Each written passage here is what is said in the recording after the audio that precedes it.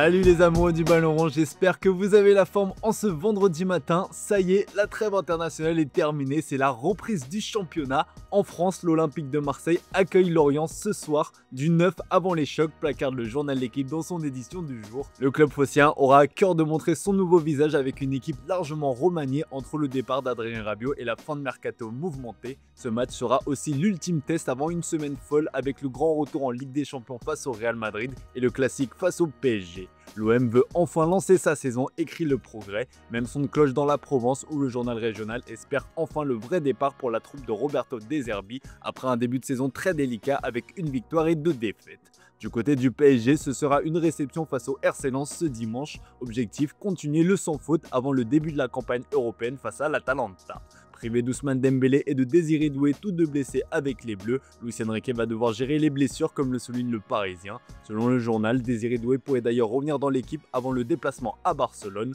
Le Français pourrait au moins rentrer contre Auxerre le 27 septembre prochain en Ligue 1. En attendant, Gonzalo Ramos, Kangin Lee ou encore Mbaye vont avoir l'opportunité de se montrer durant les prochaines rencontres.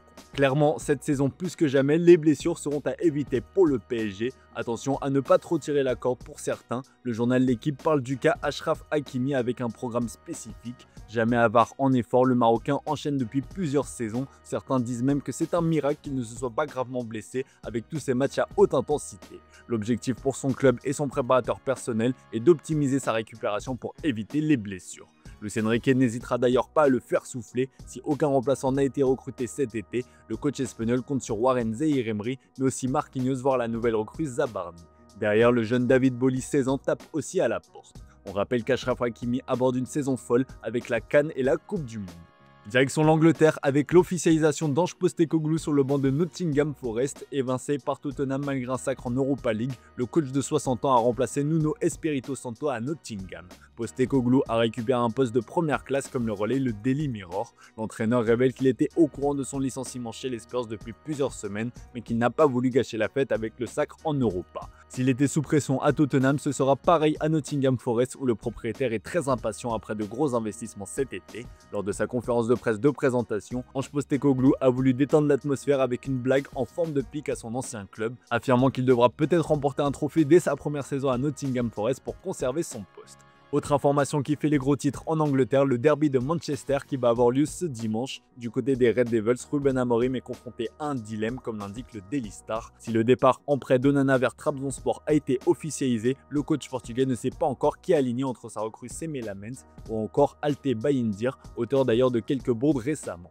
En revanche, chez les Sky Blues, pas trop de doute, la nouvelle recrue Gianluigi Donnarumma devrait débuter. Si beaucoup s'interrogent sur le choix de Pep Guardiola d'avoir remplacé Ederson par l'Italien, le Manchester Evening News s'attend à une évolution tactique de la part de l'entraîneur, comme ce fut le cas avec Erling Haaland. À son arrivée, le Norvégien avait créé quelques doutes. On le sait, Manchester City est une équipe qui aime avoir le contrôle du jeu et du ballon. Haaland, lui, ne participe que très peu, mais se révèle être un formidable tueur dans la surface. Pour Donnarumma, même s'il a progressé avec le PSG balle au pied ces dernières années, ça reste loin du niveau d'Ederson, à Guardiola de justifier son choix. Pour finir avec Manchester City, le journal Sport rapporte que Bernardo Silva prépare son départ. En fin de contrat en 2026, le Portugais devrait faire son retour à Benfica, son club formateur. João Noronha, candidat à la présidence de Benfica pour les élections du 25 octobre, a confirmé au journal Abola son intention de recruter Bernardo Silva s'il prend la tête du club lisboète. Il garantit son arrivée en janvier ou l'été prochain. Clairement, après le départ de KDB cet été, le départ de Bernardo Silva signifierait vraiment la fin d'une ère à Manchester City. On file en Italie avec un autre gros choc ce week-end entre la Juventus et l'Inter Milan, un derby spécial placarde le Corriere dello Sport sur sa une. On ne va pas vous présenter la rivalité entre les deux clubs, le derby d'Italie est l'un des plus importants de la saison pour les deux équipes. La vieille dame attend évidemment beaucoup de ce choc pour lancer sa nouvelle ère. L'équipe entraînée par Igor Tudor a beaucoup changé. En face, la Banda Kivu tentera de confirmer son statut de favori pour le titre. Comme le souligne la Gazzetta dello Sport, ce sera aussi l'occasion pour les deux frères Thuram de s'affronter. Du côté de l'AC Milan, on s'enflamme pour les premiers pas d'Adrien Rabiot, arrivé hier en Lombardie comme le retrace le Corriere dello Sport. Le Français a passé les tests physiques et athlétiques pour faire un point sur son état de forme et ses résultats sont excellents. Bien sûr, le Français doit retrouver sa forme optimale et un rythme de jeu, mais il est déjà prêt à jouer, note le quotidien. En tout cas, la forme d'Adrien Rabiot a impressionné le staff à tel point qu'une titularisation dès dimanche face à Bologne est considérée comme réaliste. Direction l'Espagne avec Lamine Yamal qui fait la une du journal Sport après s'être confié dans le podcast Resonancia de Corazón, animé par le journaliste José Ramón de la Morena. Le journal reprend une phrase forte du prodige du Barça, « Je me fiche de ce qu'ils disent sur moi ».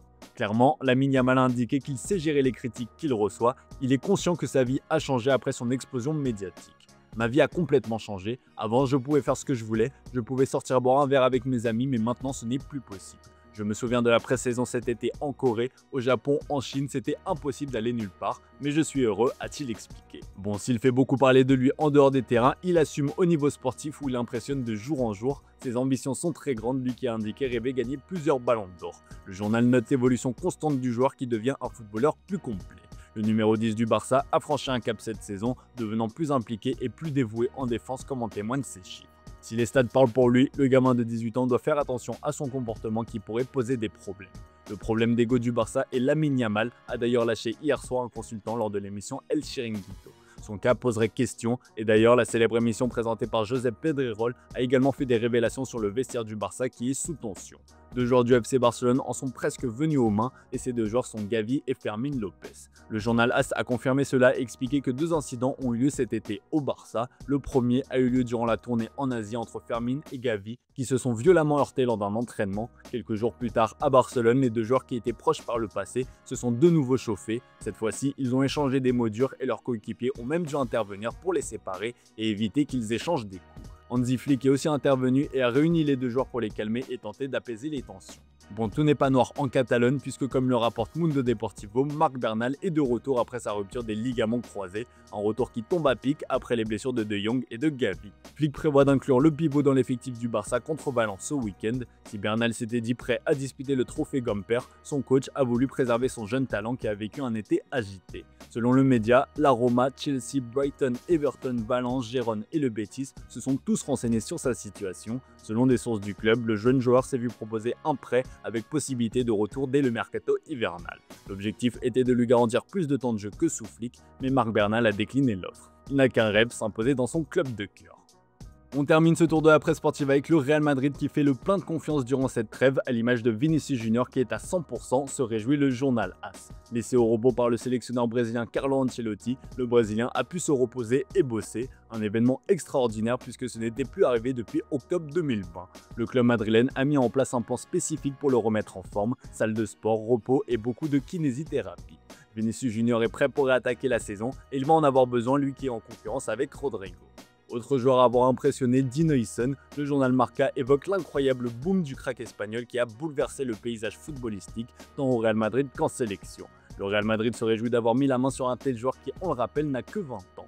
Franco Mastantuono n'a que 2 ans de moins, mais il a aussi un rôle important à Madrid. Durant cette trêve, la pépite argentine a pu réaliser son rêve en jouant avec Lionel Messi. S'il a joué avec les A, le milieu offensif rêverait de jouer la Coupe du Monde U20 avec l'Albi Céleste. Comme le signale le journal Sport, le Real Madrid doit faire face à ce danger de perdre sa pépite pour un mois. L'Argentine insiste pour que le joueur du Real Madrid soit convoqué pour la Coupe du Monde U20 qui se tiendra au Chili du 27 septembre prochain au 19 octobre. Malgré l'insistance de l'Argentine, la décision finale reviendra au Real Madrid car il ne s'agit pas d'une date obligatoire fixée par la FIFA. Il semble très improbable que le Real Madrid accepte de prêter un joueur qui, malgré ses 18 ans, est actuellement titulaire sous les ordres de Xabi Alonso. Tout le contraire de Dani Ceballos et de Raúl Asensio qui sont partis pour faire la saison en tant que remplaçants, sauf si ces derniers venaient à rejoindre la Turquie, car comme le placard Photomat sur sa une, Fenerbahçe a l'intention de demander un prêt pour le milieu de terrain espagnol. Ce serait un prêt avec option d'achat pour le joueur qui était tout proche de rejoindre l'OM. Pour le défenseur central, c'est Beşiktaş qui rêverait de le recruter. En tout cas, ces 2 clubs turcs vont devoir faire vite car le mercato ferme ses portes aujourd'hui en Turquie. Voilà les amis, c'est tout pour ce matin. Merci pour votre fidélité, très belle journée à vous. Comme d'hab, on se retrouve en fin d'après-midi pour le traditionnel JT Foot Mercato.